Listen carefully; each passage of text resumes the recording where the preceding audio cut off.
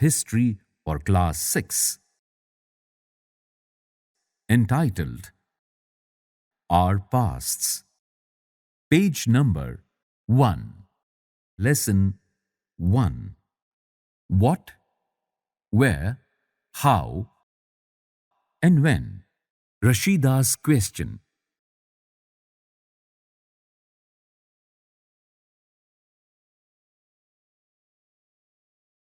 Rashida sat reading the newspaper. Suddenly, her eyes fell on a small headline. 100 years ago. How, she wondered, could anyone know what had happened so many years ago? Finding out what happened. Yesterday, you could listen to the radio, watch television, read a newspaper. Last year, ask somebody who remembers. But what about long, long ago? Let us see how it can be done. What can we know about the past?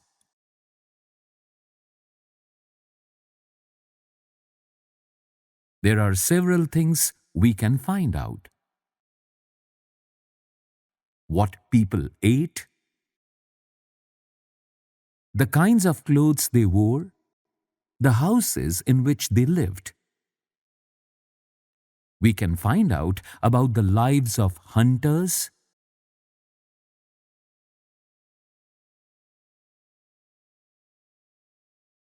herders,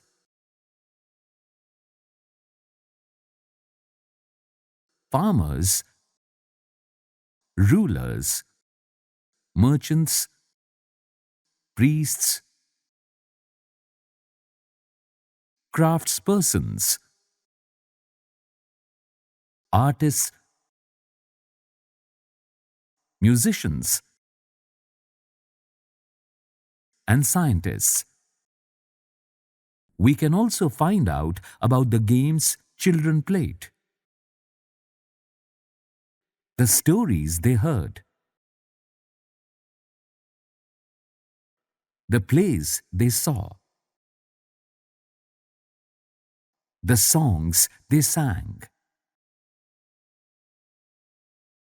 Where did people live?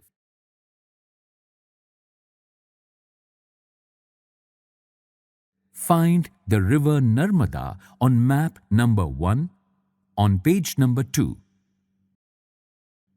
People have lived along the banks of this river for several 100,000 years.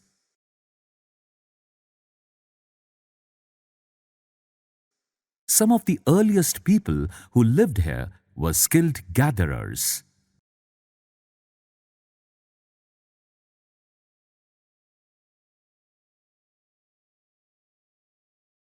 That is, people who gathered their food.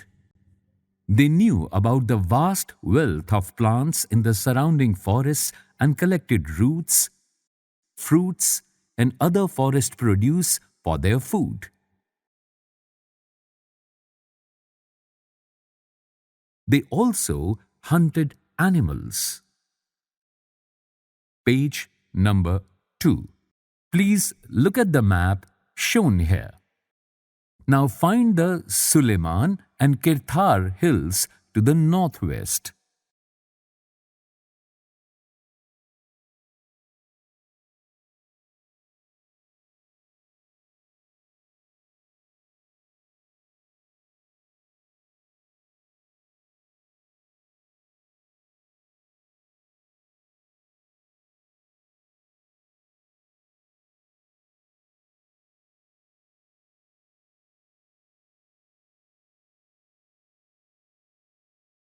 Some of the areas where women and men first began to grow crops such as wheat and barley.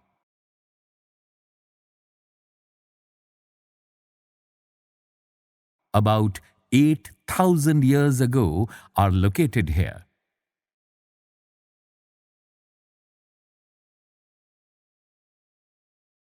People also began rearing animals like sheep, goat, and cattle and lived in villages. Locate the Garo Hills to the northeast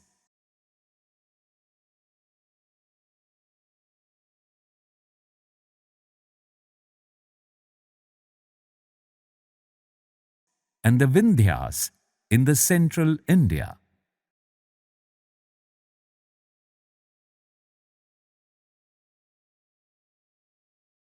There were some of the other areas where agriculture developed. The places where rice was first grown are to the north of the Vindhyas. Facing page. This is a map of South Asia, including the present countries of India, Pakistan, Bangladesh, Nepal, Bhutan, and Sri Lanka, and the neighboring countries of Afghanistan, Iran, China, and Myanmar. South Asia is often called a subcontinent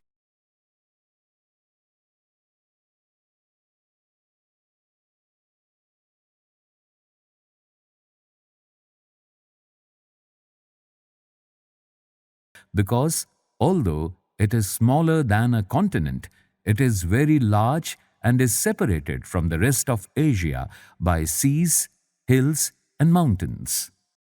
Page number 3. Trace the river Indus and its tributaries in the map.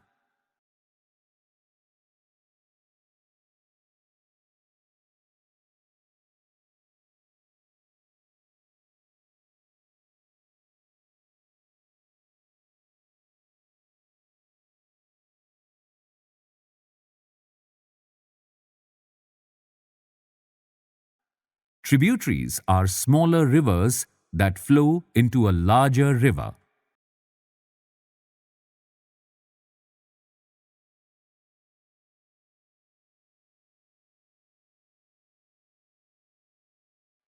About 4,700 years ago, some of the earliest cities flourished on the banks of these rivers.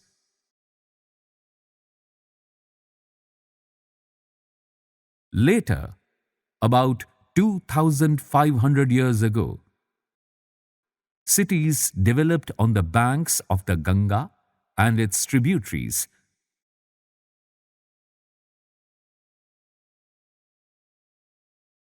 And along the sea coasts.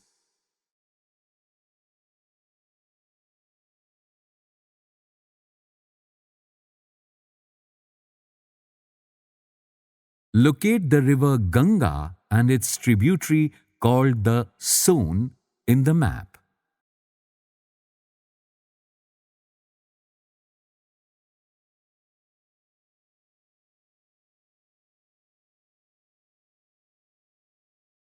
In ancient times, the area along these rivers to the south of the Ganga was known as Magad.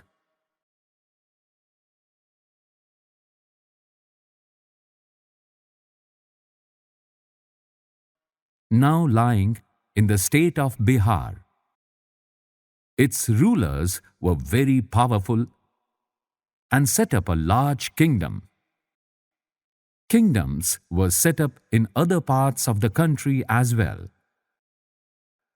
Throughout, people travelled from one part of the subcontinent to another. The hills and high mountains, including the Himalayas,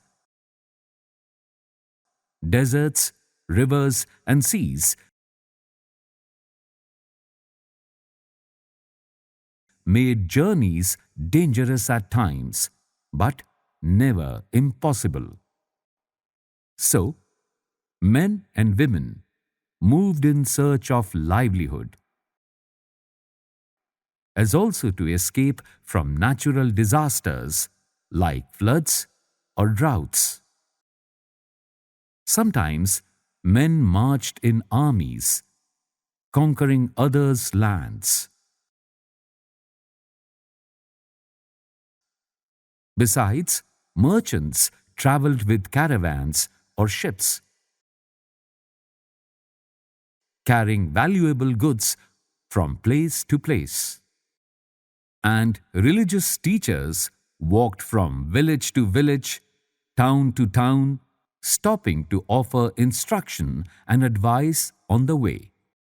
Finally, some people perhaps traveled driven by a spirit of adventure, wanting to discover new and exciting places. All these led to the sharing of ideas between people. Why do people travel nowadays? Look at map 1 once more. Hills, mountains, and seas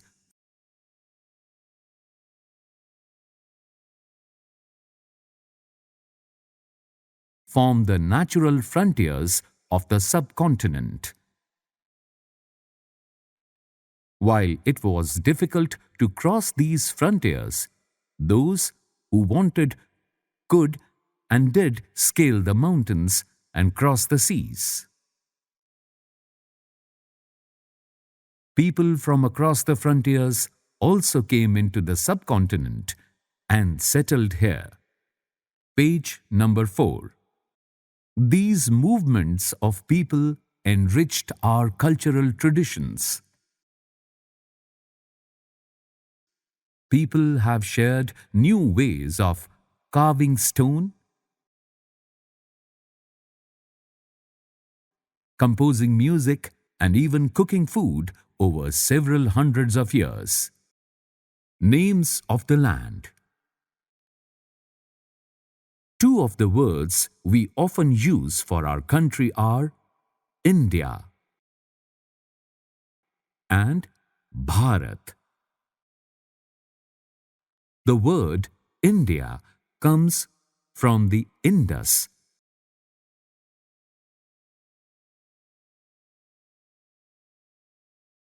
called Sindhu in Sanskrit.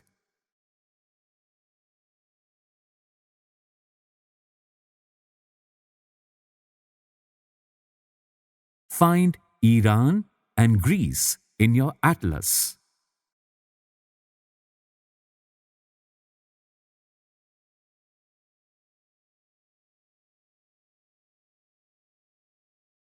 The Iranians and the Greeks who came through the northwest about 2,500 years ago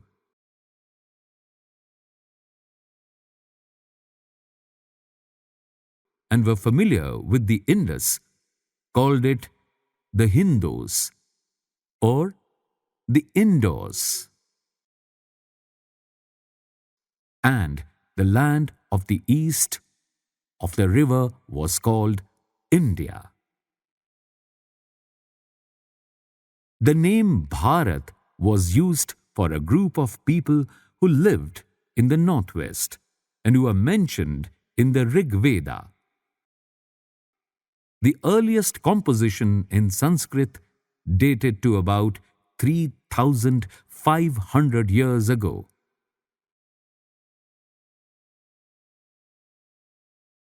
Later, it was used for the country. Finding out about the past. There are several ways of finding out about the past. One is to search for and read books that were written long ago. These are called manuscripts.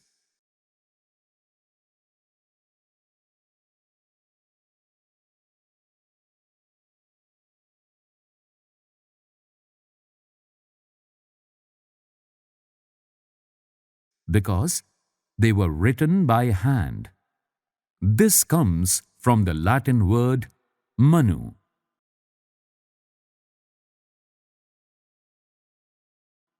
meaning hand. These were usually written on palm leaf.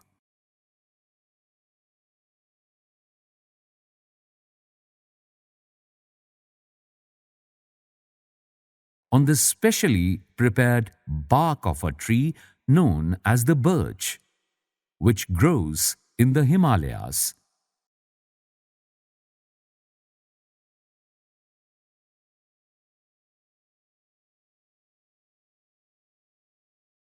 Over the years, many manuscripts were eaten away by insects. Some were destroyed, but many have survived, often preserved in temples and monasteries. Observe a picture of a manuscript. It's a page from a palm leaf manuscript. This manuscript was written about 1,000 years ago. The palm leaves were cut into pages and tied together to make books. Page number 5. These books dealt with all kinds of subjects, religious beliefs and practices, the lives of kings, medicine, and science. Besides, there were epics, poems, plays. Many of these were written in Sanskrit. Others were in Prakrit,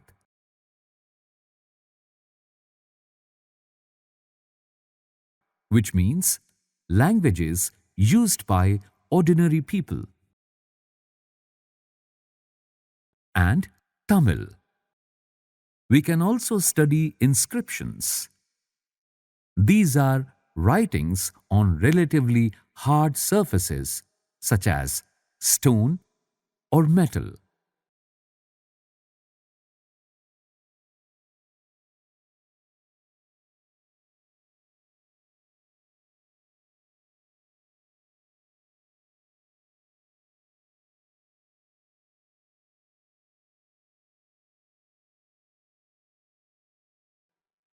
Sometimes, kings got their orders inscribed so that people could see, read, and obey them.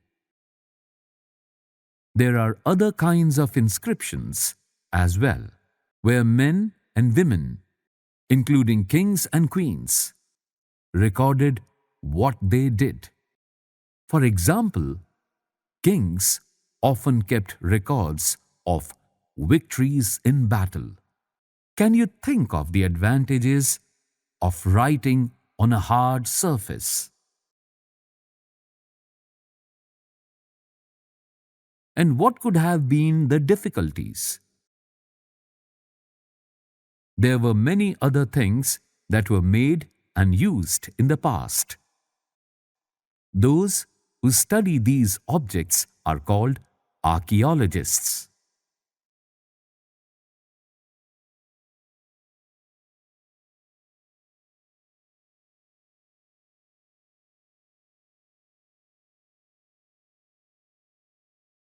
They study the remains of buildings made of stone and brick, paintings and sculpture.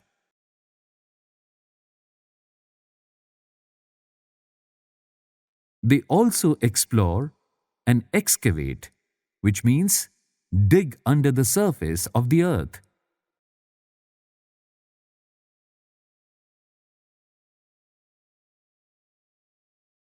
To find tools, weapons, pots, pans, ornaments, and coins.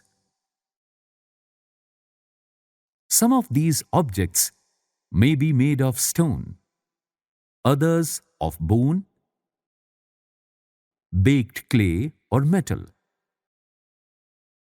Objects that are made of hard, imperishable substances usually survive for a long time. An old inscription is displayed here on page number 5. This inscription dates to about 2,250 years ago and was found in Kandahar, present-day Afghanistan.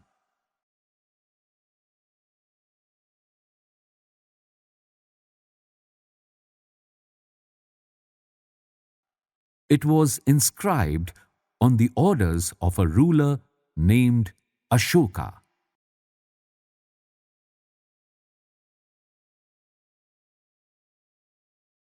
You will read about him in chapter 8. When we write anything, we use a script.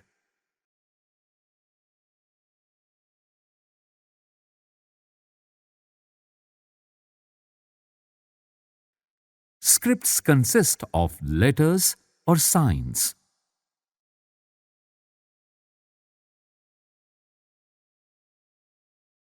When we read what is written or speak, we use a language.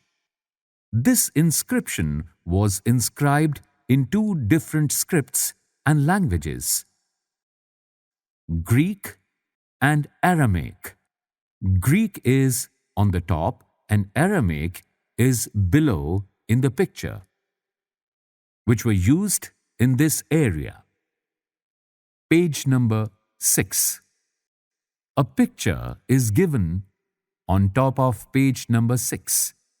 On the left side of the picture, there's a pot from an old city. Pots like these were used about 4,700 years ago.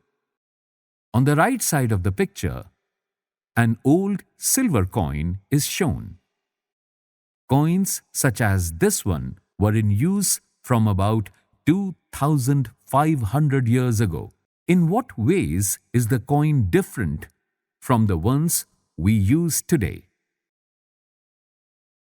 Archaeologists also look for bones of animals,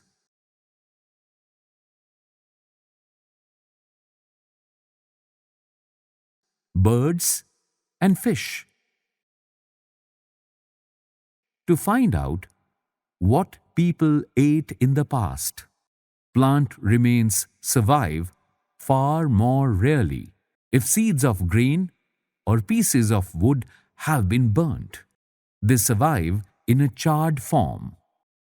Do you think cloth is found frequently by archaeologists, historians,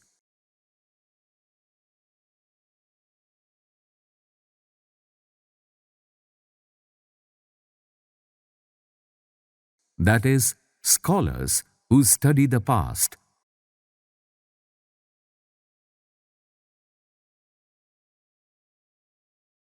often use the word source to refer to the information found from manuscripts, inscriptions, and archaeology.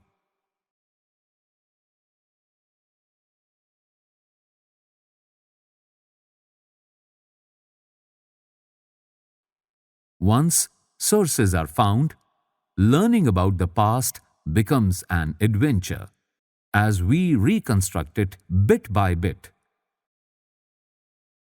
So, historians and archaeologists are like detectives.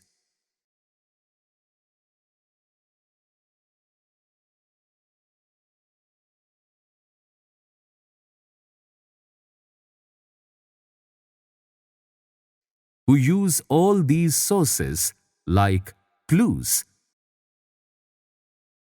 to find out about our pasts.